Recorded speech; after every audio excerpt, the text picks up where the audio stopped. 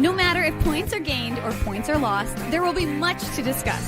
For analysis regarding tonight's Winnipeg Jets game, here are Dave Manouk, Ezra Ginsburg, and your host, Drew Mandel. The Illegal Curve Postgame Show, presented by Play Now, the official sports betting partner of the Winnipeg Jets, starts now. Good evening, Winnipeg. Good evening, Manitoba. For all those joining us live this evening on our YouTube channel and all of our social media platforms, we say good evening, universe, and welcome to the Illegal Curve post-game show presented by our friends at Play Now. Along with Dave Manouk, along with Ezra Ginsburg, I'm your host, Drew Mandel, here to discuss the number one most pressing issue facing the Winnipeg Jets, one that might require a roundtable, red tape discussion panel. Serious conversations afoot need to be had about Kyle Connor and his goal-scoring slump. He has gone 2 periods without getting a goal. The Winnipeg Jets are collapsing right before our very eyes as a result of Kyle Connor and his slacking offensively. What are the Winnipeg Jets going to do about Kyle Connor and his struggles? He says, tongue firmly in cheek. An absolute dominant effort for the Winnipeg Jets tonight. A 6-1 victory over the woeful Vancouver Canucks. I can say woeful. We've seen the Jets beat some teams this year. This might be the worst performance by an opposition team, by an opposition squad that we've seen all season long, gentlemen. Nice to see both of you this evening. I don't know. Nice to see you boys as well. Nice to see everyone joining us in the chat. I don't know who it was a bigger night for, if it was a bigger night for Kyle Connor or Victor Shabatowski, who almost won $100,000. And I think he follows IC or watches IC because at least he follows me on Twitter. So obviously, unfortunately, Victor, are you sure that wasn't somebody posing as Victor Shabatowski? Well, it's possible, I guess, but I don't think it was. But yeah, I mean, it seems like those 3 goals, guys, were scored like a week ago, right? Like it was so early in the game. And then obviously, Connor had a few good chances after that, almost scored 4 and got Victor Shabatowski $100,000. So maybe we'll see him in the chat, hopefully. But obviously, he would have liked a couple more goals, but what a dominant performance by the Jets top line. Just a dominant performance overall. And yeah, you're right, Drew. I mean, it's hard to believe that this team shut out the Toronto Maple Leafs in their last game. And obviously, this was the 5th game of a 5-game road trip, right, Dave? And they've lost 4 of 5 games. But yeah, this Canucks team, guys, you forget, was a 109-point team last year. Yeah. And it's generally the same group of players. The core of the team is the same, right? So it was a woeful performance, as you said, Drew, by the Canucks, but also give the Jets credit. Mm-hmm. They were all over the Canucks. Mm-hmm. And I love the fact, guys, that they kept the foot on the gas in the 3rd period. They added a couple more goals, or at least 1 more goal, right? Because there was 2, I think, in the 2nd period. So yep. I like how the Jets stuck to it, scored another goal on the power play, and made sure that the Canucks had 0 chance of coming back in this hockey game. Well, it's funny because before the game got underway, TSN had a conversation between our friend Craig Button and Gino Retta, and it was like, how big is the gap between the Winnipeg Jets and the Vancouver Canucks? And I can tell you right now, it's a big one. It is a very big chasm, Dave. Gap. It is. Yeah, a gap would be too minor. It is. That is a. What do you say, Drew? A kangaroo? No, he said a canyon. That is as disconnected a team. What about the Canyon Arrow? No, how about the Grand Canyon is where I was going with that. All right. Well, both of you are right. It is a chasm. It is a canyon. It is a large gap in between those 2 hockey teams. And one team was very connected and the other team was very not connected, to say that eloquently as I can. But this was a performance, and it was a interesting first because it was kind of a whole hum. But the fact of the matter is that, Vancouver, you can say that but Drew, as you started with, this has not been an overly taxing schedule. They had an optional this morning. They practiced in Winnipeg yesterday at 1. So there really isn't any excuse like, oh, it's the last game of the road trip. Like, guys, like there's always a way to make an excuse, right? Oh, if they lose the next game in Vancouver, is that because it was the first game of a homestand after a long road trip. Like, I'm just saying that the excuses are they win the game. There's no excuse. There's always an excuse when you lose. And the fact of the matter is they weren't even in this hockey game. The Jets from their top line all the way down, and Mike McIntyre from the Winnipeg Free Press and I know you like this stat. I saw you retweeted it, but it was shocking because the first 3 goals for Kyle Connor, three of the Canucks lines, every single guy took a -1, and all 3 D pairings were on. So he scored against the top 3, and then eventually all 4 lines had been scored on. So just not a good effort collectively from a Canucks team. Like, in the conversation between, and I'm not comparing Hughes and Morrissey after one game, but nobody from the Canucks, I was there for 2 of the 3 periods. Nobody from the Canucks stood out in a positive way. Yeah. And that's a Canucks team that just doesn't look like they're interested in doing anything like as a collective group. It's almost like 2 of their best forwards hate each other. So, Wow. I wonder if there's a connection between how they played or in how they've been playing and that fact. We are going to bring you Scott Arniel's post-game media availability here on the Illegal Curve post-game show. Drew Mandel, Dave Minuk, Ezra Ginsburg with you on this Tuesday night. We see the assembled media is rolling into the Matt Frost Media Center. I think Scott Arniel, Drew, might actually skip to the podium today. He's just going to elevate his way over there, just going to hover, on the proverbial cloud 9. For as impressive, the Jets win on Saturday was impressive against the Colorado Avalanche, and they deserve full marks for this. This was just them embarrassing their opponent. Their opponent just put up no effort, and the Winnipeg Jets said, okay, if you want to play like that, well, you can't come into here. You can't come into Winnipeg and play like that. We're just going to end the game, 39 seconds into the second period once they made it 4-0. I'll be charitable and say that even when it was 3-0, it wasn't quite over, but the way the Canucks played in that first period, it certainly looked that way. It's hard to believe the same Vancouver Canucks team went into Toronto on Saturday night and shut out the Maple Leafs, and then they come out and they lay this kind of performance here in Winnipeg. Here's Scott Arniel. Scott, how would you describe that first period for Kyle Connor? I know it was dominant for the team, but for him specifically. Yeah, pretty impressive. Obviously we had talked, I think, a couple of weeks ago about our starts, and we've been getting a lot better at it, getting kind of out of the gate, and thought we did that tonight as a group. They made a mistake, not a mistake, but they turned the puck over, and we obviously was bang bang play right in the back of the net, and just like a lot of what we did in that first period, kind of got off in playing our game right away, and certainly was the difference. And for Cole Perfetti, he's worked on other parts of his game, but for him, I thought on Saturday got to the blue paint pretty well. Yeah. What's it like for him to get a reward, a couple of points here? Yeah, I think that's the biggest sort of the difference, as I mentioned this morning. Last year he went through a stretch where, he's having a tough time, whether it was scoring or getting points, and it felt like he was getting farther and farther away from the net. Now he's staying in the fight. He's winning in a lot of his one-on-one confrontations or battles, and again, he's playing, making plays. He's getting in there, and and he does that. That's when he's at his best. To your point about targeting starts that you weren't probably the happiest with before Christmas around that time there, a lot of teams have issues like that, and they'll plague them all year. What is it about your team that you're able to target an issue like that and get a response? Yeah, you know what? It's just kind of staying on top of them, I guess, is the biggest way. About just kind of drilling into home about simplifying early on, instead of trying to make a high-risk play, like this, as simple as possible. We know when we get pucks in, and you can, through video, through talking, showing guys doing it in the games. Our forecheck is real strong. When it is, when we're on, that's when the offensive zone time really goes up, and I think the guys see that. I look at the game in Colorado. I know we lost that New Year's one, but our first 30 minutes was really strong, and it was because we did a lot of those things, and it just kind of, we've been doing a lot more of it, and I think the guys recognize it amongst themselves, the buy-in to get off to a good start, your first couple of shifts to be strong, and that'll lead to, a strong period for us. To your point this morning about teams coming in and showing you their best, it seems like teams are coming in with, a plan for your power play now.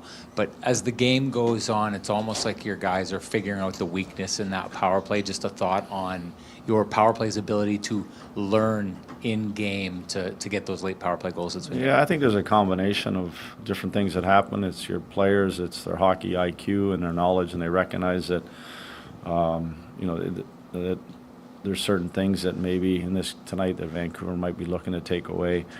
But it's not a lot different than our PK that all of a sudden, okay, here's what you think they're, sometimes they're going to this certain look and then they change it off and might take you one, sort of run through it to figure it out. And that's what happens with the power play, whether that's the players' IQ, the coaches that, we make some adjustments that we see that might be beneficial to us. And that's all part of kind of on the fly. And, I think that's one thing right now.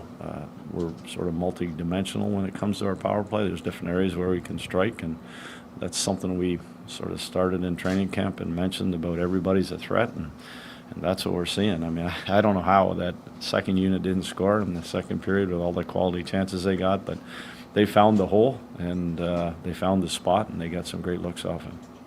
Kyle Connor was asked about his breakaway, and he said that he had a couple of plans, and he was waiting to see what the goalie did in response to him. Some guys move that fast, some guys have fast hands, but his brain is going at 1,000,000 miles a minute to be able to do that. How does that happen? Can you put that into perspective of how elite that is? I was always jealous because you hear those skill guys, those great players, they say it's like they slow down and go in slow motion. I was the opposite. My brain was going 100 miles an hour. But it's exactly what they say. They get in there, and he's thinking about probably 3 different moves that he might try. The normal person is just probably trying to do something as fast as possible.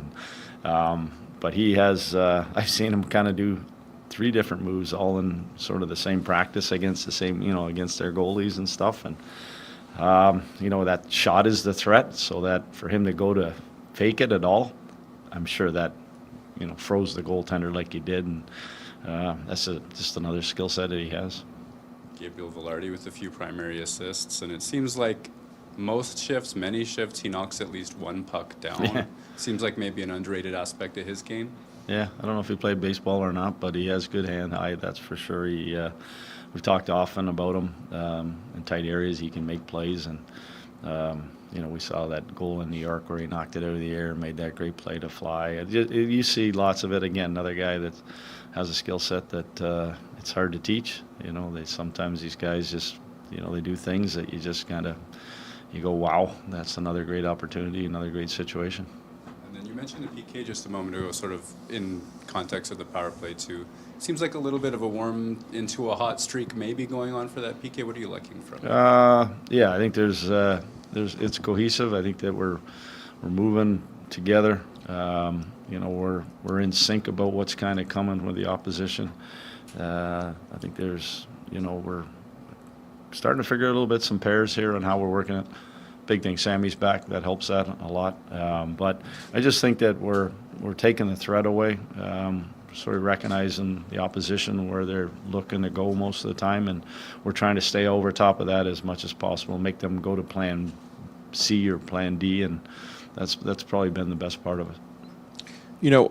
The second goal with Kyle Connor, it's a rebound, and he quickly makes a move there to score and get around Lincoln. And just his ability to react on plays and those quick moves, like how much do you think that's contributed to, his all-around game kind of progressing, whether it's on the penalty kill defensively, just his reads and how he's reacting and weaponizing his natural skills? Yeah, his hockey IQ is off the charts, and I think that's where a lot of it comes from. When he has the puck, he's got ice in his veins when he does stuff. I think that, the other side of it, where we like him on the PK, is his anticipation. He recognizes maybe where that next play is going, probably because he plays on the power play. And but he's real good at anticipating plays. And whether that's Gabe picking off that pass in the corner, him darting, getting to the net front all alone by himself, like the goal you mentioned. It's just that ability to recognize what the next play is going to be, and he's kind of almost like he's one step ahead of it. As a coach, like obviously the shot and his raw skills appeal to you like anyone else, but do you almost find yourself being the most impressed with that hockey sense? I I didn't know about it until I got here, and then I've seen it over the last few years. I think it's part of his drive that drives him every shift. He wants to score every shift. He wants to get 7 goals a game, and that's what those top players, those guys that are true goal scorers. That's what they want. They want to score every time they get the puck on their stick, and he's driven like those guys are. What do you like about the Kupari-Perfetti line that tonight? was really good line, and I was waiting for you guys to ask me about that. But I thought they were really good. I really did. I thought they were good. I liked a lot of how they Coop used his speed, but then Nino used his size. Fetz used his hockey IQ and vision, and it was a good chemistry there, and it was nice to see all the lines actually were getting some opportunities, especially making plays. And that line, we threw it together the other night, and I thought tonight they were real good. Your second and third line kind of have, like the really good defensive guy, the guy who's a good mix of offense and defense, and then the guy who's got that skill up front. Is there something about that trio that is working with both those two lines? Well, I think there's one of everything on that line. Coop's got the speed and they can skate, and you got Nino's size, and he knows to get to the net front. And like I just mentioned there, Fetz has got the ability to make plays, hold on to pucks, and I thought they did a good job of not getting away from each other. I thought they did a good job of staying close to each other. Then they cycled, they interchanged. They were help stay up with real good support to create the next play. And theirs was a little different. They got the first one. They did a great job on the forecheck. Got it back to P, and he pounded it. The Nino one that was put the puck to the net. I think Coop shot at the net, and then it's typical Nino, go to the net and create the havoc, and might be a greasy goal, but that's the ones he likes to score. Thanks. Yep, thanks. There he goes, Winnipeg Jets head coach Scott Arniel, joining us tonight on the Illegal Curve post-game show, live from the Matt Frost Media Center. The Illegal Curve post-game show brought to you by our friends at Play Now. Learn to bet with Play Now, the official betting partner of the Winnipeg Jets. You know what? My main takeaway, we're going to get into the goal-by-goal recap here momentarily, but my takeaway from that press conference is just how ho-hum the Winnipeg Jets consider their performance tonight. You go out there, you win 6-1. You have a 6-0 lead in this game, and the Jets really just were like, it's what we expect. That's the sort of the attitude and the takeaway. Not arrogant, not egotistical, but that the Jets are like, yeah, this is what happens when we play at our best. Sometimes we shut out the Colorado Avalanche 3-0, and sometimes we lambaste the Vancouver Canucks 6-1. That, to me, is just the sign of a team, Ezzy, that is just filled with confidence and filled with the knowledge that when they play at their best, not very many teams in this league can match them.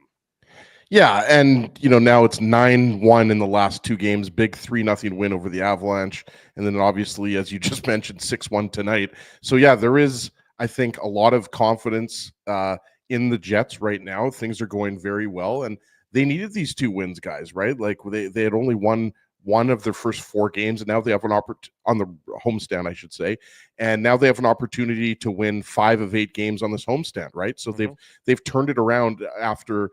I think the most disappointing loss was the loss to the LA Kings, where the LA Kings just gave a masterclass on how to shut the Jets down defensively, but then the Jets responded with the big win over the Avalanche, shutting the Avalanche and their big guns out. And then tonight, from really puck drop, the Jets were the better team. And I thought, guys, and yeah, I know we're going to get into the goals and the Play Now game recap. This wasn't a goal that I was going to reference, but when the Canucks had that early power play, and if you remember Adam Lowry had the breakaway. He didn't score, but I thought that the Jets generated a lot of momentum off of that penalty kill. And Dave has talked about this a lot. If the penalty kill can start to improve, and it has of late, the Jets have been very good on the penalty kill. Yeah. We're not asking for the Jets to have the number 1 penalty kill in the league, but in a game like tonight, I mean, they killed off another penalty in the 3rd period. But I just wanted to mention that I thought that when Adam Lowry had that breakaway, that penalty kill was, you wouldn't say it was a crucial part of the game, but the Jets, obviously, Kyle Connor scored shortly after, and then he scored another 2 after that. And then, obviously the game was over basically after the first. Yeah, we talked about the penalty kill and the improved penalty kill this afternoon when we were live at City Place for the illegal special edition of the Illegal Curve Hockey Show, Dave. And we talked about it that, coming into this game, 17th, this was a penalty kill that was in the 20s. And it's really since that Nashville game last Tuesday, a week ago. No, it's only been a week, but this penalty kill is all of a sudden, I think it's given up one goal in the last 12 or 13 opportunities. They haven't given up a goal since they gave up that Philip Forsberg goal. That was the last one. Predators when the game was the Red Wings had 2 against them, but they've tightened it up since then. Right, and that's now that Dylan Sandberg's back, you get to see the impact of him. So, you have a penalty kill that was a little bit of a problem area, hasn't been over the last week. The power play only got, the 3 opportunities tonight. Well, they scored a power play goal. So, again, when the special teams are rolling and the 5-on-5 is rolling for this Winnipeg Jets team, they're a hard team to beat, and you saw that tonight, Dave. Well, apparently someone in the press box was telling me tonight that one of the Canucks guys is like, oh, the Jets are a perfect match. They're all PDO. They're blah, blah, blah. It's like, I don't know about that. If they're a perfect match for the Canucks, I'd hate to see a imperfect match. But, and especially because one of the things I was going to mention, Ezzy, was this team could have scored 10 more goals tonight. Kyle Connor just missed a couple of ones. You referenced the Adam Lowry shorthanded, which was the best chance on that power play for the Canucks, not the Jets, of course. So there was another play where I don't remember who made the pass, but Lowry on the 2-on-1, but Lowry held it and then took the shot rather than one-timing it, which probably would have been, if it's anybody else, probably in the back of the net. So there were a lot of chances for the Winnipeg Jets to score a number of goals in this hockey game. They scored enough for us to talk about, of course, on the game recap, but it was 2 things can be true at once. It was a pretty poor performance by the Vancouver Canucks, and it was also a good performance by the Winnipeg Jets. No question about it. Let's get into the nitty-gritty details. We go goal by goal like we do here on the Illegal Curve post-game show. It's called the Play Now Game Recap. The Play Now Game Recap. Don't bet on illegal sites. Bet with Play Now instead. Manitoba's local, legal, and secure gambling site. 18 plus. Enjoy responsibly. Big thanks to our friends at Play Now. They're the title sponsor here of the Illegal Curve post-game show. They're the title sponsor of all of our programs, including, of course, the Illegal Curve Hockey Show. The Jets get off to a good start for the second consecutive game. It was about a minute and a half in against the Avs when Nikolai Ehlers scored. Tonight, it's 6 minutes and 59 seconds in. Now, the goal is Kyle Connor's 24th, assist to Gabe Vilardi and Kevin Lankinen. Great setup by Lankinen, putting the puck right on Vilardi's stick. Vilardi right across the ice to Kyle Connor into the empty net. Bad start for the Vancouver Canucks. Excellent start for the Winnipeg Jets. It got worse from there from the Canucks. But I just don't know what Lankinen is really trying to do in this instance. It's just like he saw Vilardi and he just gave it to Vilardi, and then, of course, couldn't get back in the net quickly enough. Yeah, I mean, it's obviously an egregious giveaway by Kevin Lankinen, right? But Mark Scheifele has pressure on Filip Hronek, and we should mention that I know you guys talked about this on the pregame show at City Place, but that's his first game since late November, right? So, obviously a horrible way to come back to the lineup, right, guys? But it's almost like Kevin Lankinen should have just stayed in his net. Yeah. Because everything about this was just ugly. Like, he could see that Scheifele was coming with pressure on Hronek, and then he goes out there to quickly play the puck, and then he just puts it exactly where Gabe Vilardi is.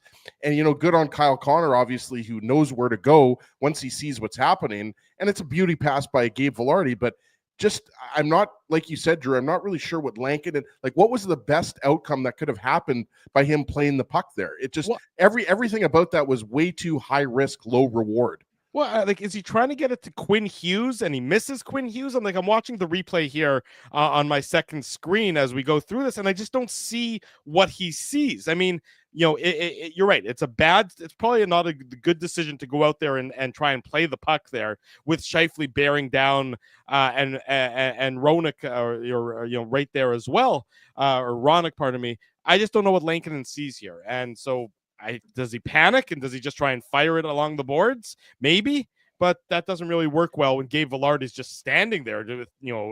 Just not like he Velarde's in the right position, but it's not like he had to make a superhuman play to get there and then set up Kyle Connor for the easiest goal Connor's going to score this year. Just a perplexing decision by the Canucks on this one. Yeah, like if anything, he should have just eaten the puck there. Yeah, maybe. Because he sees that Gabe Vilardi has position in the corner there. Like he's got the boards covered. Like he'd have to put the puck really high to get it past Gabe Vilardi there.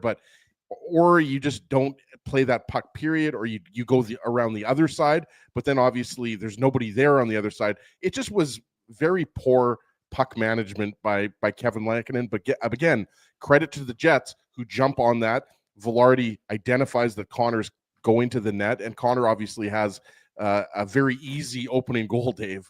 Well, the only thing I would add to your observations and Drew is the fact that it was funny because we were watching again in the press box, and Mike McIntyre and I both went, ooh, because you could see it kind of like you could see what was happening. And as soon as I saw Vilardi get it, and I was like, oh, well, it's like one of those almost inevitable. You felt like the goal was going to happen. And like, as he said, Kyle Connor can score at the best times with the goalie in the net. When there's no goaltender, he ain't making a mistake. But it was, as soon as that error was made, you thought, well, that's a sign that Winnipeg is ready to jump on their throats. Take advantage of mistakes made and then give yourself an early 1-0 lead. Yeah, and the Jets didn't waste any time making it 2-0, a 13:01 mark of the first period. You'll hear his name a lot as we go through the first period of this goal-by-goal recap. Kyle Connor, his 25th of the year, assist to Neil Pionk and Gabe Vilardi. What you like about this one, he doesn't get an assist, but it starts with a nice play by Dylan Samberg back in the Jets zone. He headmans it up to Connor, and then Connor to Vilardi to Pionk, and then Connor is the second wave coming back to collect the rebound. Again, if you're Vancouver, you see that, Kyle Connor's getting on his horse, and then Elias Pettersson just doesn't match the energy expended by Kyle Connor, and as a result, after the puck jumps over Vilardi's stick, who's in prime position initially on the rebound, Connor's there to pick up the loose trash, and it's just good play on the Jets being on their toes, and just poor defensive coverage from the Vancouver Canucks. Yeah, no, it's exactly, it's a bad rebound, but obviously it's the Noah Jules Carson Soucy. That's the third pair for the Canucks, and they just don't pick up Kyle Connor. And Gabe Vilardi obviously is the one who comes over to the blue line and drops the puck to Neil Pionk, and he goes to the net. So you have obviously Vilardi and Connor going to the net, but it's just nobody is picked up here. Right. So, I mean, the Canucks are backing up. Skate. Exactly. The rebound, a big juicy rebound comes out, and there's nobody there. So obviously, Johnny on the spot for Kyle Connor, but also the Canucks just made it way too easy for the Jets to enter the zone, take the shot, get the rebound. And obviously, things were not looking good for the visitors at that point. No, I mean, just really, pitiful. You got the feeling the Jets were going to have, I think, Dave, you were there, and you were getting the feeling that after that goal, you obviously didn't know the third one was coming as quick as it did, right? I did not. But you got the feeling that, okay, this is going to be a night for the Jets. Well, I can tell you, though, I didn't know that the third one was going to come then, but I will say, as you saw, I did tweet, it may be time to figure out who the 5-goal guy is tonight, because it did feel like it was going to be that kind of night for Kyle Connor, because you could just see the way they were skating. There was, again, like I said, and sometimes you get a sense as to how a game is going to go, but I agree, once that he got that one, I thought, okay, well, this doesn't look good for the Vancouver Canucks, and it's going to look like a good night for the Winnipeg Jets, most likely. Let me ask you guys a question before we get on to the third goal here. It's sort of a philosophical question. As all of you who are tuned into the Illegal Curve post-game show know, on every edition of this program, we do what's called the Seagram shot of the game, where we usually reward it to the best shot that results in a goal. Does it have to be a shot philosophically, fundamentally? No, doesn't have to be. Doesn't have to be. Okay, so Ezzy votes for it doesn't have to be a shot. It can be really just an exceptional play that results in a goal. Dave, do you agree with Ezzy, or does it have to be, a real shot, a blast from the point, or a wicked wrist shot from the slot, or can it be as something as simple as a beautiful deke where the goalie is left, holding his jockstrap? It's a fair question, Drew. And I believe it was actually one that I posed on this group a couple of days ago or a couple of games ago, because I think there was some controversy, not necessarily controversial, but there was some controversy. Yes, there was something where I had suggested that maybe, it didn't need to be a shot. And, and I think I also was talking, it didn't need to necessarily be a Jets shot. I know you didn't like that suggestion. That's right. That was I think that was the Kings game, was it not? Yeah. But we were also talking about whether it needed to be a shot or not. But hot or not, shot or not. But anyways, the point is that I don't think shot though, right? Like it doesn't have to be like a big wind up slapper or like, But I would advocate if the guy gets a hat trick, I would save it for the hat trick personally, but that's just me.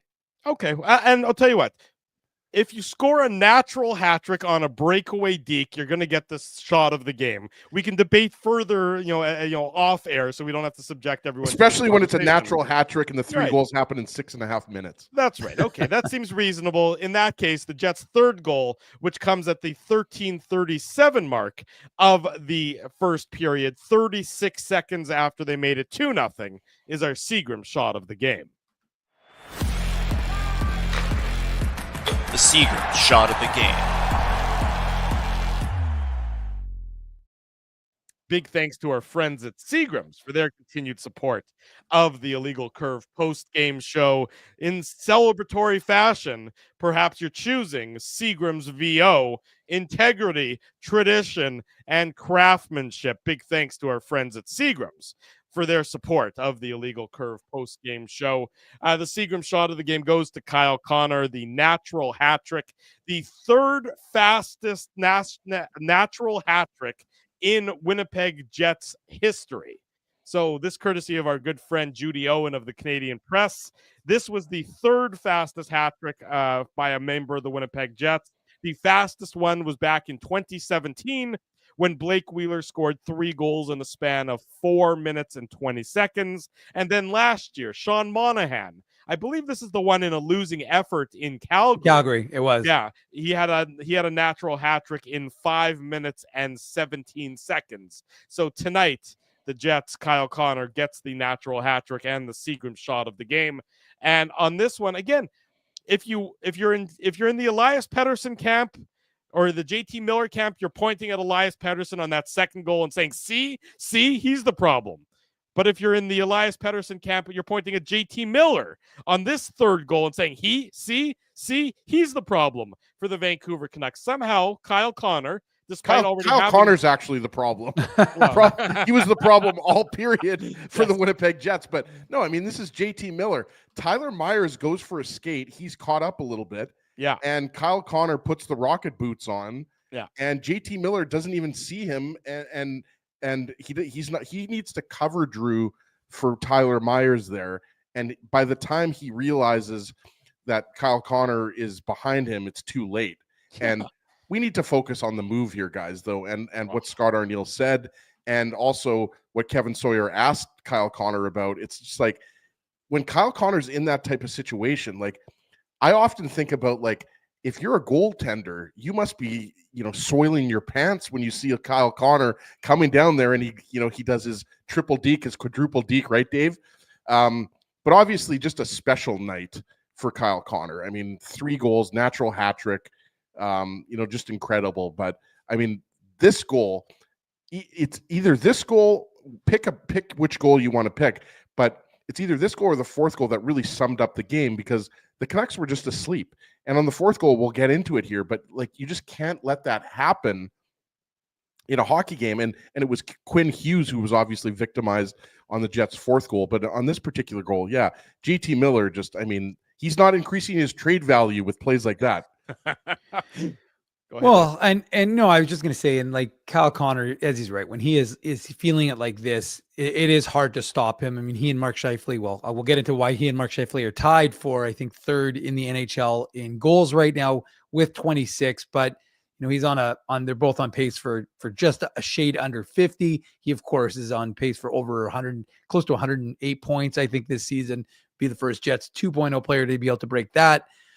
But he's a special player. I mean, just like so many of these guys that we've talked about. And just before the 2 goals, the Jets honored Connor Hellebuyck, of course, for being named the first star of the week on Monday, and it was kind of funny. I don't know if they showed it on the commercial during the commercial break, but Hellebuyck is, thanked, and he's being, the crowd is cheering him on. And then you see him kind of do this extra little flourish as he kind of like does like almost like a flying leap into his post or into his crease.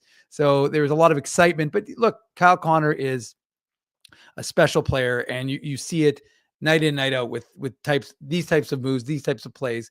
Scores the goal. We saw it actually defensively too. There was an instance where I don't remember if it was on the power play, or I think it was on the Jets power play, where the puck came loose and the Canucks were going the other way, which would have been an odd man rush, and he got on his wheels and got back in the play to break it up. So he is, when he's playing this type of game, I mean, he was almost, when he was talking to Sarah afterwards, he really wasn't trying to take too much credit, but he deserves a lot of it because, 6 hat tricks for him, which actually, it's funny. Mark Scheifele has 10.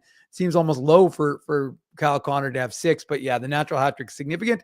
And the other thing we should mention is Gabriel Velarde. I mean, with 3 assists on the first 3 goals for the Winnipeg Jets, he hits his career high in 18 fewer games than he did for the LA Kings in the 22-23 season. So, I mean, he's looking, he never eclipsed the 20 assist mark, boys. He got to 22 after tonight's game. And like I said, he matches his career high in assists or goal in points, with 41 in his 45th game. So, he's playing well. Velarde's playing well. I mean, Scheifele's playing well. Connor's playing well. The whole team was playing well today, but specifically that top line continues to roll. And Drew, if I could just add something really quickly here, please. This line was criticized a lot last year, right? And by us included, right? Especially the way they played defensively, 5-on-5, right? Yeah. And what we're seeing really is this is a special season that they're putting together, guys. Sure. Like this is just incredible to watch. Like you can really, I think, and this is maybe an exercise for the Saturday morning show, but you could really, I think, put this line up against most lines in the NHL. Like obviously, the McKinnon line, there's some pretty good lines across the NHL, but what this line is doing right now is it really is incredible. Like Dave's talking about, like Velarde setting career highs, Kyle Connor and Mark Scheifele, like they're on pace to have career years, right? I believe, I guess Connor had that 91-point season. I don't know if he's on pace to break that, but he's on pace for 107, boy. Yeah, there you go. So, I mean, it's really incredible. I think that, we're being treated to some fantastic hockey, and tonight was no exception. The line has 2 of the top 5 goal scorers in the NHL on it. Right, exactly. And when have we been able to say that? We haven't been able to say that since, I don't know, back in 2017-18, right? Even then, I don't think they ever had that many. I was going to say, like, top 5 goal scorers on the same line. I mean, that's not been a hallmark of this Jets team. They've been a collectively good team. They've been a team that has survived because, of course, Connor Hellebuyck. They haven't been a big scoring team. They have never had, think about it, in the history of the Winnipeg Jets since their return in 2011, they've never had a guy crack 100 points, right? Wheeler's gotten to 90 something. Connor's gotten to 90 something. I think it's going to happen this year, Dave. Like I wouldn't bet against it. I would definitely not take that bet against it either, but I'm just saying that. Play now will take it for sure. You might have 250 goal scorers on the same line. Right. I mean, it's not out of the realm of possibility by any stretch. Which, further to the point made by Josh Morrissey, again, if you didn't hear that, listen to it on our YouTube channel. But what was he talk? What were the takeaways from his comments? And I'm not going to paraphrase him. I will to a certain degree, but the idea was just don't miss out on these opportunities. Okay. I believe we have the best team since that run 27-18. So all that means is we have to work harder every single day to keep pushing, keep building through the second half and not waste this opportunity. He also said in a question about how hard it is to, when you have a good team, Ezzy, and to push, to not take it for granted, because remember, they went to the Western Conference Finals in 17-18. You think we're always going to do this. Right. It's been 7 years since then. So he ended his answer in response to that was, when you have good opportunities, you definitely can't waste them. Yeah. Something to think about. The Jets Something certainly for Kevin Cheveldayoff to think about, actually. They weren't wasting their opportunities tonight. 3-0 after 20 minutes, 4-0 after 20 minutes and 39 seconds. Neil Pionk, his 6th of the year, assist to Cole Perfetti and Nino Niederreiter. And Ezzy, you talked about it.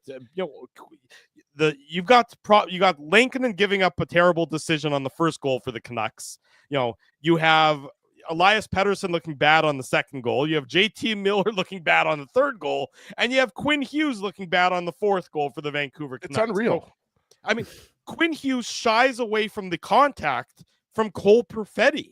I mean, with all due respect, Big bad Cole Perfetti. Yeah, I don't recall that being his nickname, but Quinn Hughes. Did Eric Lindros enter Cole Perfetti's body?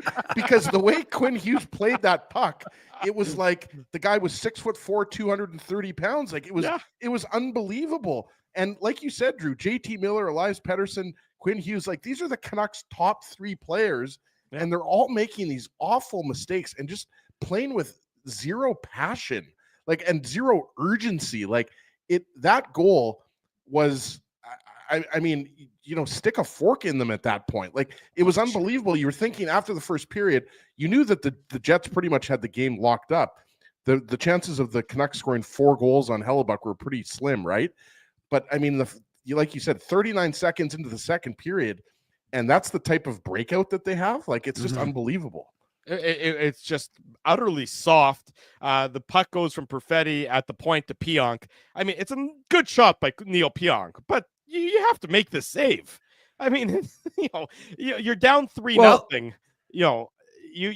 I mean, you got to give credit to the screen though. The screen was the screen's good, but you still have. I mean, Dave, this is an NHL goaltender has to make this save for your team in this situation. This isn't a 5-alarm golden opportunity.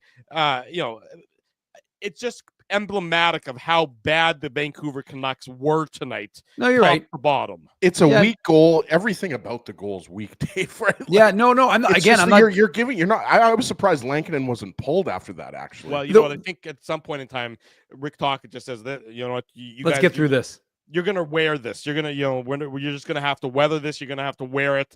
You're the backup goaltender to Demko.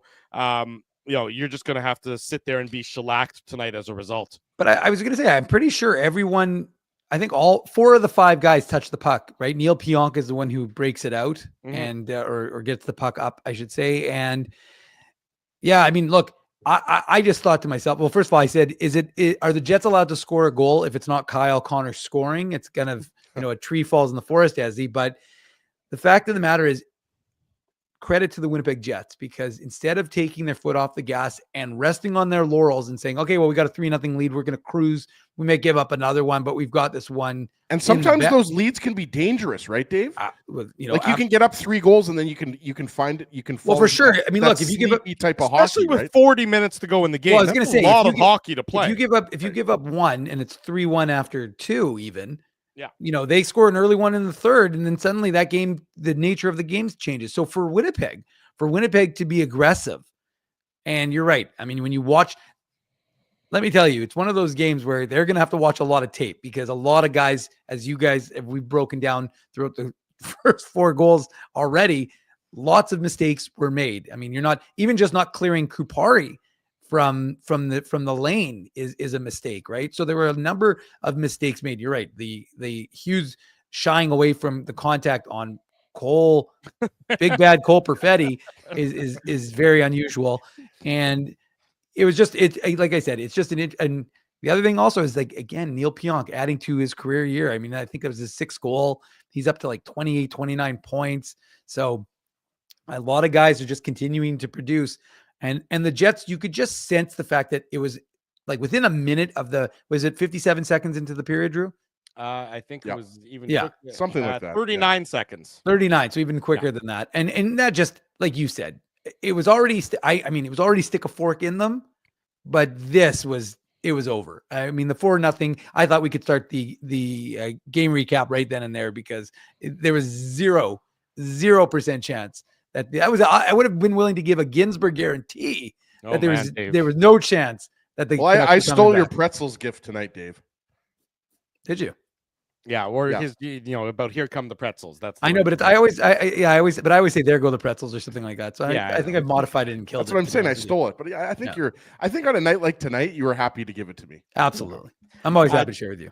Jets make it 5-0 at the 15:06 mark of the second period, and it's Nino Niederreiter from a bad angle, just because he wants the puck more. He just wins the battle. He gets the inside position. He's not content to be on the perimeter here, even though it's a 4-0 game, and with a few minutes to go in the second period. He's intent, like we've seen from Nino Niederreiter throughout his time here in Winnipeg.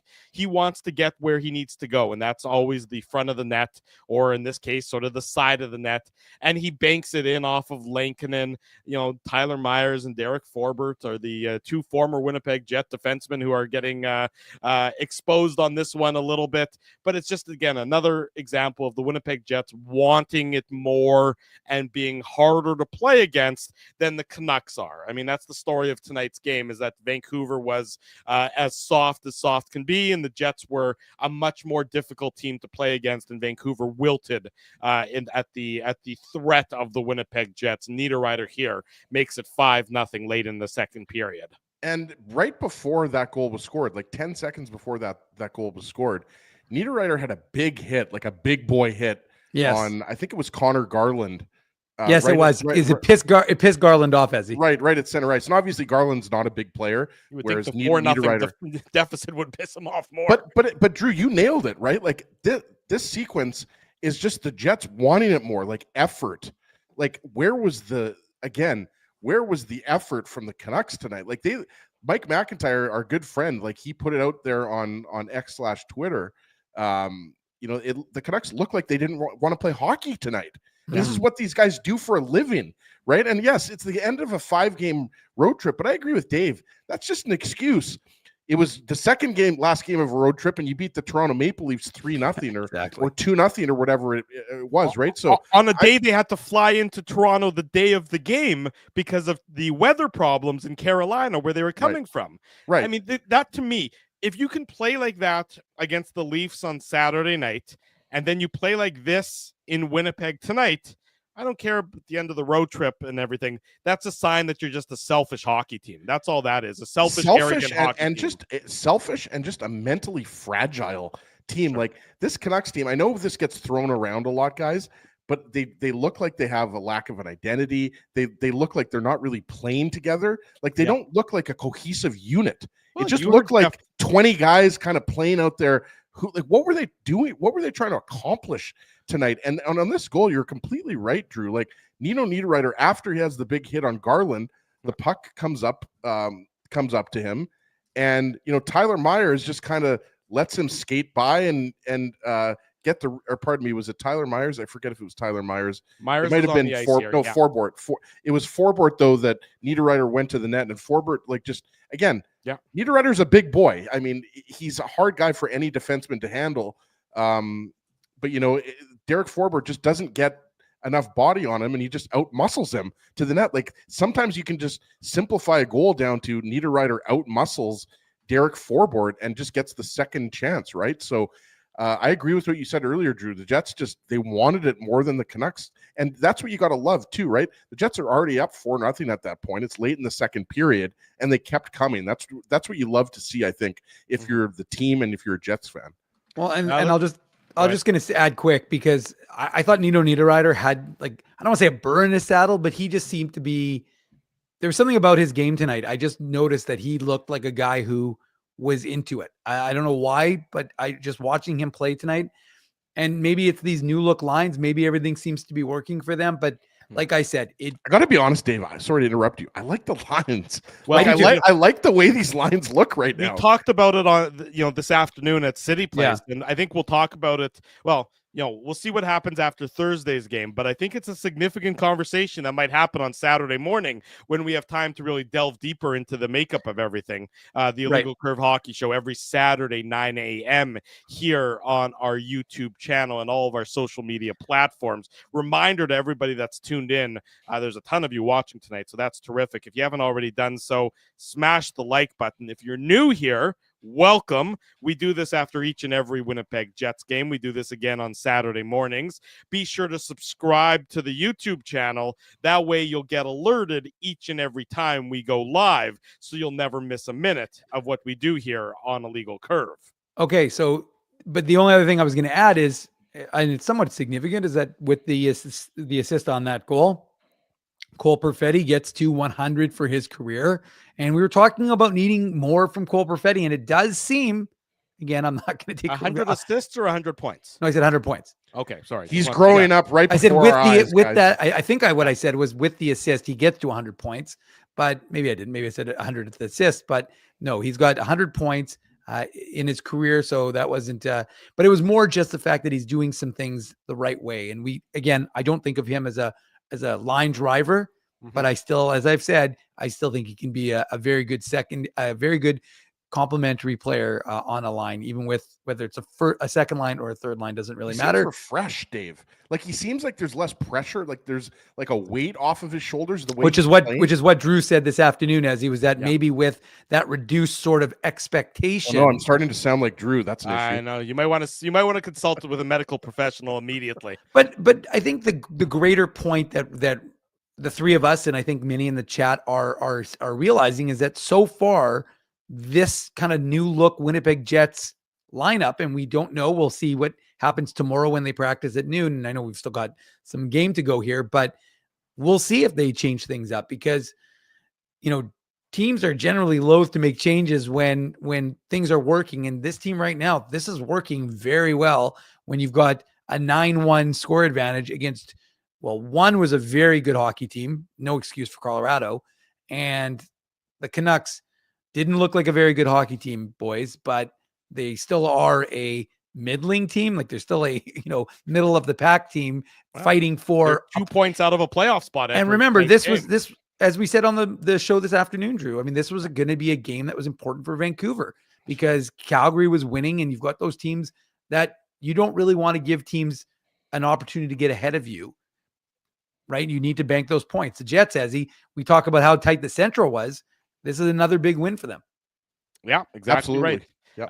5-0 for the Winnipeg Jets. They make it 6-0 at the 1:31 mark of the third period. It takes all of 9 seconds after Tyler Myers takes a hooking penalty to start the period. Took 9 seconds. How many times have we seen the Jets power play score within the first 10, maybe 20 seconds of a power play opportunity this year?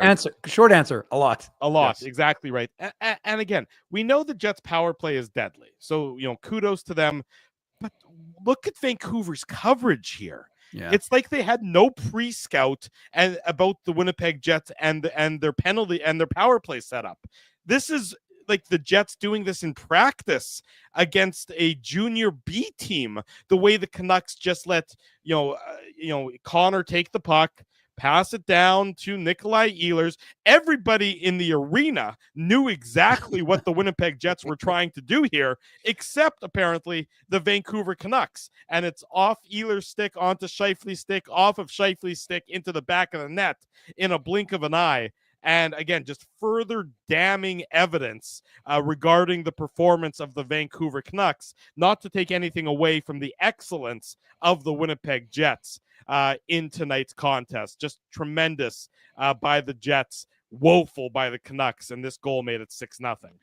Yeah, and obviously this could have been a contender for Seagram's shot of the game if it wasn't for Kyle Connor's natural hat trick, and for the fact that this goal was completely meaningless in the game because the game was already over. But yeah, I mean, you guys know that I love those triangulation plays, right? And Nikolai Ehlers is on the left point, and then he sneaks in, and then you've got the Kyle Connor, Ehlers, Scheifele triangle of death there. And we know that those, when they've got the motion going, and you've got a situation where you could go to Ehlers or you could go to Scheifele. It's just pardon me. Yeah, if you could go to Ehlers, you can go to Scheifele. Plus, you've got Velarde net front there. Yeah. We've talked about this. We had John Goyens on, I guess, a couple of months ago now, and he broke that down. Gabe Velarde is such a dangerous threat, but when you have guys coming in and out of the bumper, and you have guys that are at the point, but then they move down to the goal line, and players that can execute at a high level, right, Dave? So Drew's absolutely right. I mean, the Jets power play, like, they're not messing around. They're scoring in the first 10, 15, 20 seconds of the power play. And like we said, I mean, this goal, it's not an insurance goal. It's a goal. It's a garbage time goal, but you still like to see it. You like to see, like, it's not like there's a mercy rule in the NHL. You like to see them going out there and taking advantage and scoring on their power play. Well, and worth mentioning before on the two previous power plays, Ville Heinola got some touches, I think, on at least one of them. Yeah. And that's one of the things that, that Scott Arniel talked about, maybe give him a little more confidence in his play. But this power play is just ridiculous. Like, you can see why teams coach not to take penalties, but I would agree with Ezzy's assertion that how a pre-scout wouldn't have told you not to leave those areas open is a little bit beyond me, because you just can't give the Jets that kind of time and space. It's going to end up in the back of your net. It does. Mark Scheifele has 26 goals. As a result, Kyle Connor has himself a 4-point night. So, and Jets fans they're feeling good. First of all, and I highlighted this comment, but I think it's worth mentioning again. It's twofold, actually. I heard it on the broadcast. First of all, it's the 10th time this season the Jets have scored 6 goals or more. That's ridiculous. Yeah, pretty impressive. Good? Yeah, is that good, Ezzy? Yeah. The other thing that's amazing to me, I was a little incredulous when I heard it, was they matched the Columbus Blue Jackets, who are the other team who have scored 6 goals or more 10 times. That shocks me. But And I know Dave, they've also allowed 6 or more goals 10 times. Yes. Yeah, you're right. Those are usually in 7-6 losses, unlike the Jets. But still, I mean, it was surprising to hear that Columbus has scored that many times in a game. But like I said, I'm not surprised to hear the Jets won because of what they're doing. But once again, like, what's the Jets goal differential at this point? It's got to be, I don't know, plus 45. I don't know. Plus 53. Okay. Well, so I was close, but prior to tonight's game, but yes, plus 53. Like, again, when Connor Hellebuck is doing what Connor Hellebuck is doing, folks, and the Jets are producing.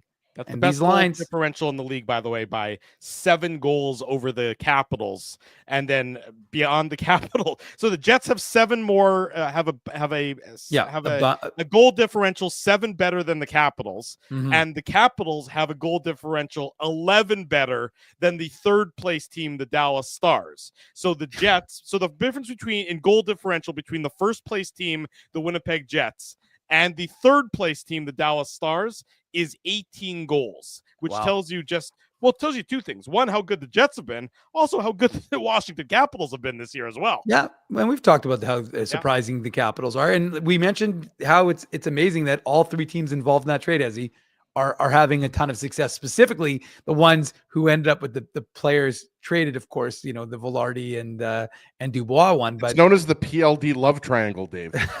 Your love of geometry is coming through right now. You're I've always loved. You're John Ginsburg's son, and there's no doubt about that. I've since a young age, I've been obsessed with triangles. I believe that. Everything's triangles with this guy. That's why he eats spanakopita by the bowlful, because the triangle shape is what excites him the most. The Jets lose the shutout. We all know what happened. Nils Höglander scores his 3rd of the year. It's unassisted. It's not a great play by Logan Stanley. I think we can all, the chat has been taking care of the discourse on that one. I think we can probably move off of it pretty quickly. What's been said has been said. It doesn't mean anything. You think Connor Hellebuck actually cares that his shutout was I really probably a little bit. I honestly don't think he cares. I really don't. He could have had a seven shutout this season. I'm not saying don't get me wrong. I'm not saying that he's gonna go and beat the crap out of Logan Stanley, but I'm just saying that I think he would have preferred to have a shutout if he could have. He should have made the save. I agree. I just think what I'm saying is, I guess he'll take the big win over the shutout any day of the week, right? But obviously, Dave, he'd like to have his cake and eat it too. And I know Drew always eats his cake. I always eat my cake. I don't necessarily always eat my vegetables, but I always eat my cake. And look, it's not a great play by Logan Stanley. We know, we've discussed it. We've broken it down. We just can't do it anymore, folks. The organization and the coaching staff are going to make the decisions that they make. If it continues to bite the Winnipeg Jets in the behind, well, that is for better or worse, their decision to make. It's perplexing. It's not really understandable, but Hayden Fleury is very close to returning, so maybe it won't last for very much longer. Time will tell on that front. And Colin Miller is back. Colin Miller, as well. They're getting healthy again on the back end. Yeah, all of a sudden, guys, like, and I heard, Dave mention this, Dylan Coughlin's played well. And he's a guy, when Hayden Fleury and Colin Miller are back, Dylan Coughlin is the guy who you assume is going to go down to the Manitoba Moose, right? Well, because he can go. He hasn't been back up for 30 days, I don't think. So he can, and he hasn't played 10 games. I don't. That's a good point. He doesn't have to clear waivers. Yeah, so no, he won't have to clear waivers. So that's why I said. That's why I said that to Doug earlier in the chat. I really think he'd get picked up if he did have to clear waivers. Well, at this point, he's there's at least a body of work over the last 4 or 5 games that a team can point to. I'm just saying that the likelihood is that the Jets are going to have Hayden Fleury back, and they're going to send Coughlin down before they have a chance of losing him, because they like him. They can know they can throw him in, and they're not going to want to lose him, so they'll send him to the Moose. And there's no recallable waivers like there used to be after many moons ago, where a player would have to clear waivers to come back up from the AHL to the NHL. In any event, it's a 6-1 Winnipeg Jet victory over the Vancouver Canucks. Complete, utter domination by the Jets as they become the first team so far this year in the NHL to reach the 30-win plateau. The Washington Capitals and the Vegas Golden Knights both at 29 wins. The Golden Knights missed out on that opportunity as they lost to the Nashville Predators tonight. So the Winnipeg Jets were the first in the NHL to get to 30 victories. When we come back on the Illegal Curve post-game show, I've seen a lot of comments in the chat that say we need to play Rick Tocchet's post-game presser, Tocchet being the Vancouver Canucks head coach. So we'll do so after the commercial break. Don't go anywhere. Drew Mandel, Dave Minuk, Ezra Ginsburg with you. The Illegal Curve post-game show rolls on this Tuesday night. We want to thank you for not betting with Play Now and choosing our illegal gambling site instead. Because we couldn't afford things like this without your money. So much of your money. Now you might have questions like, do our profits benefit your community? No. Or bet with Play Now, Manitoba's local legal and secure gambling site.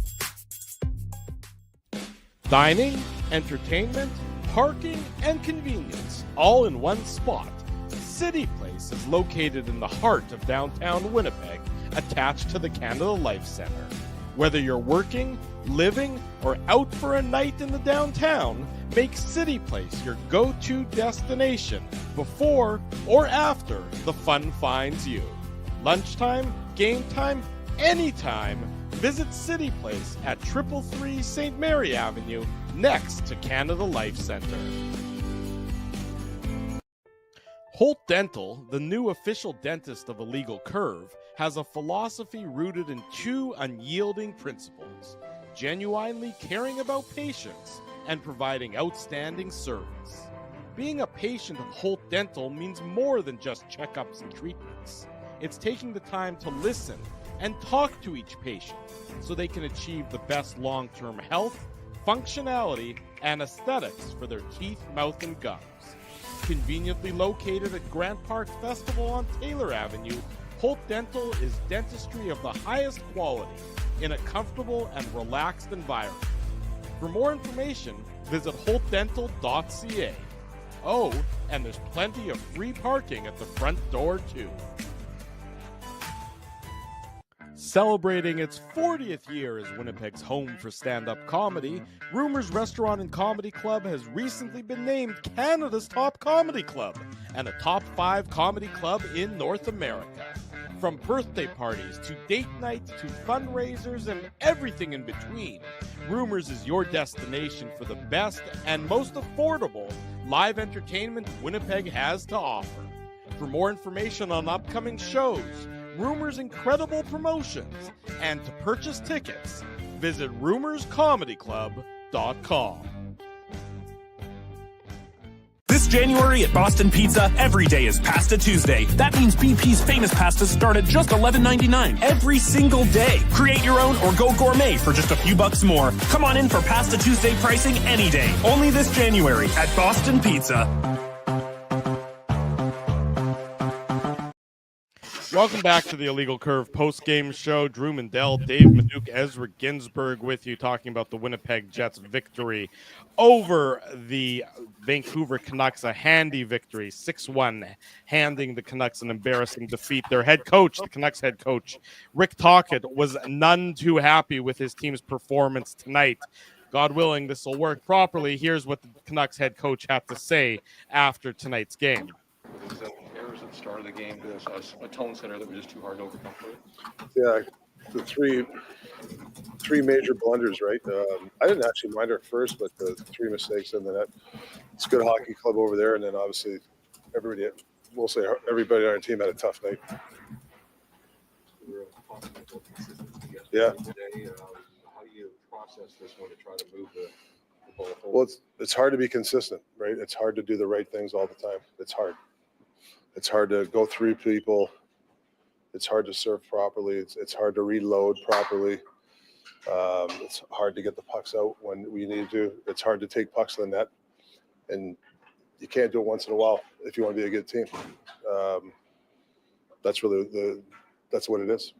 Your team was able to do that last season, Rick. Do you think you can get them committed to do it again this season?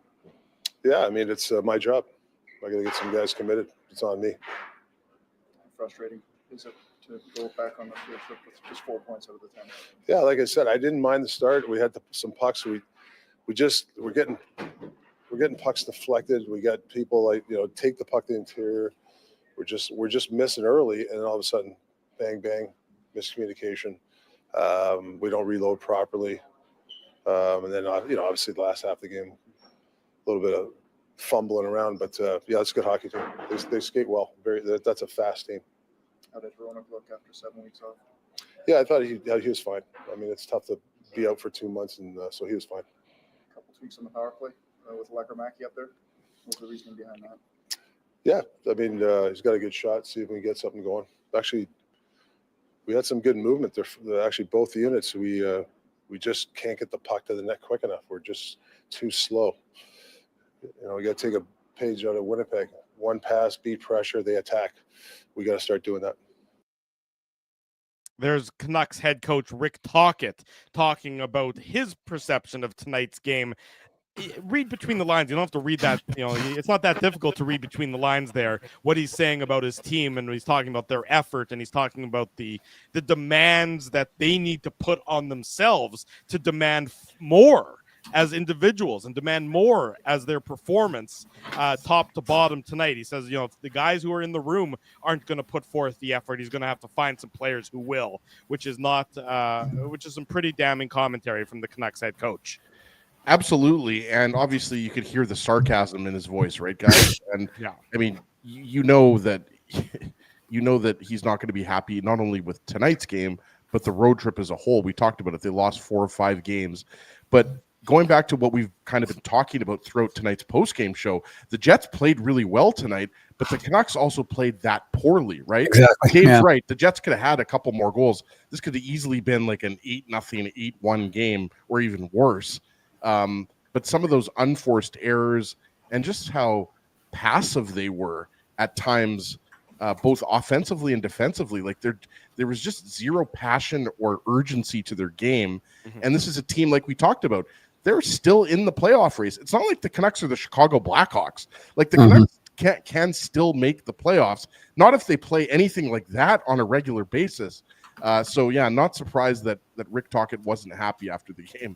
Yeah, no, justifiably upset Canucks head coach, justifiably happy Winnipeg Jets dressing room as they defeat the Canucks 6-1. They win their, second in a row on home ice, and they improve to 3-1-2 on this 8-game homestand with 2 more games to come Thursday night against the Seattle Kraken and then Saturday night against the Calgary Flames to wrap up what has been a significant stint on home ice. We're next in action, of course, on Thursday night after the Jets and the Kraken. That'll be about a 9:40 p.m. Illegal Curve post-game show, somewhere right around that time frame. So be back here on our YouTube channel. Be sure to join us then. Be sure to join us on Saturday morning. Smash the like button and subscribe to the channel if you haven't already done so. Winnipeg Jets victorious 6-1 tonight. Big thanks to the sponsors of the Illegal Curve post-game show. They make this show, they make the Saturday show, they make the website a possibility. That is our friends at Play Now. They're the title sponsor of the program. Rumors Restaurant and Comedy Club, Holt Dental, Boston Pizza. We'll be at Boston Pizza next Wednesday for the Jets and the Avalanche. So next Wednesday, live on location edition of the Illegal Curve post-game show and the Illegal Curve watch party. So Boston Pizza on Taylor Avenue, Wednesday the 22nd. Be sure to join us for that. Looking forward to getting together for that day, as well as our friends at City Place. We were there this afternoon. Always a great time.